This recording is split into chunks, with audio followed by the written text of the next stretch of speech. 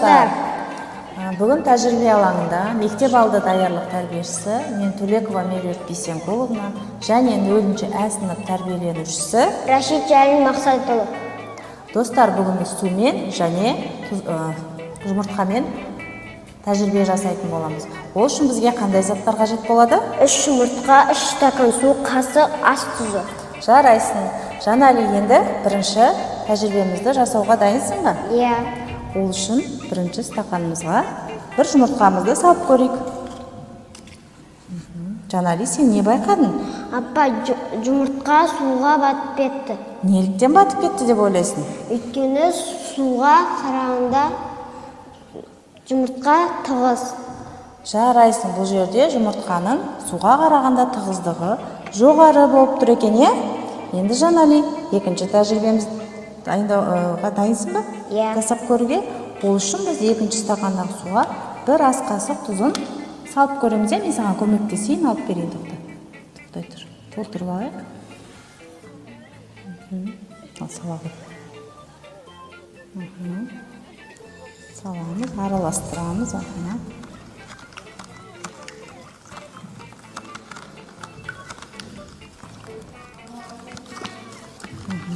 Енді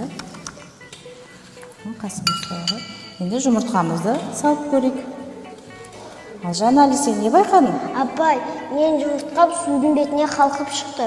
Қалқып шықты, иә? Неліктен қалқып шықты деп ойлайсың? Өйткені жұмыртқаға қарағанда судың тығыздығы жоғары болып тұр, иә? Және судың астында жұмыртқа қандай болып көрінеді? Үлкен, бетінде кішкентай болып көрініп тұр, иә? Бұл жерде жұмыртқа қарағанда судың тығыздығы жоғары екен, иә? Енді Жанали, үшінші тәжірибені жасап көруге дайынбыз ба? Иә. Ол үшін үшінші стақандағы суға не істейміз? 3 ас қасық тұзын саламыз, толтырып сала қояйық. Әкел, мен саған көмектесейін, алып берейін.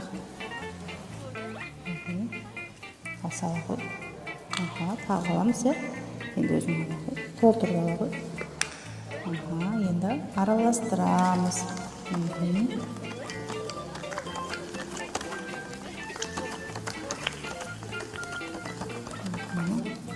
Жарайсың, енді жұмыртқамызды салып көрейік.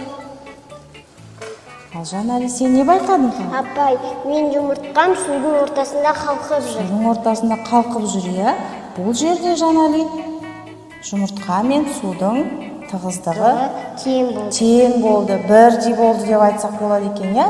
Жанали, бұл жерде не байқадың тағы да? Жұмыртқамыз қандай болып тұр судың астында? Судың астында үлкен, үстінде кішкентай болып көрініп тұр, иә? Жарайсың. Жанали, саған бүгін біздің тәжірибеміз ұнады ма? Иә. Ұнады, иә?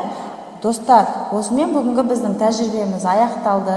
Егер сендерге тәжірибе ұнаса, үйде ата-аналарыңның көмегімен жасауларыңа болады. Және достар, біз бұл жерде шикі жұмыртқаны қолдандық. Сау болыңдар.